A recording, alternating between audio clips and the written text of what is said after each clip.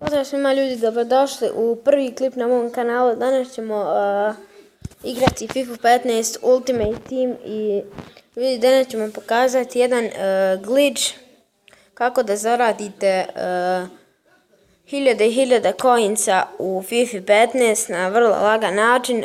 Jedino prvo što treba da uradite jeste da odete u vaš settings, znači samo pratite moje korake.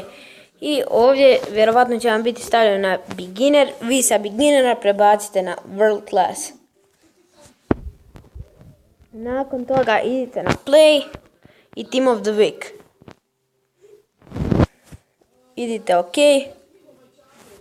Sad kad imate tim, poslažite tim, znači nebitno, bitno je samo da imate tim. Ja sam sad cijeli tim prodao i sastavit ću novi sad engleski tim u sljedećoj epizodi vjerovatno.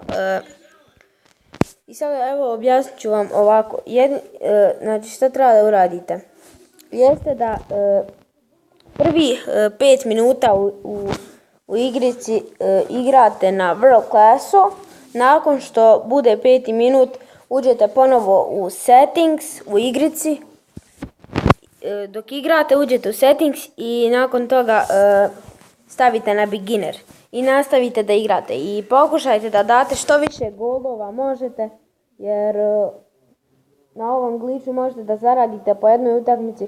Obično se zarađuje po jednoj utakmici po 400-500 coinsa maksimalno, a sada ovdje možete da zaradite oko 800 do 1000 coinsa.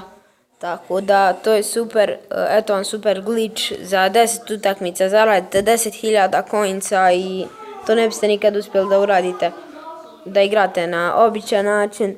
Baš mi vam dugo trebalo, tako da nadam se da sam vam pomogao. Ako jesam, ostavite like i naravno subscribe. Vidimo se u sljedećem klipu. Pozdrav!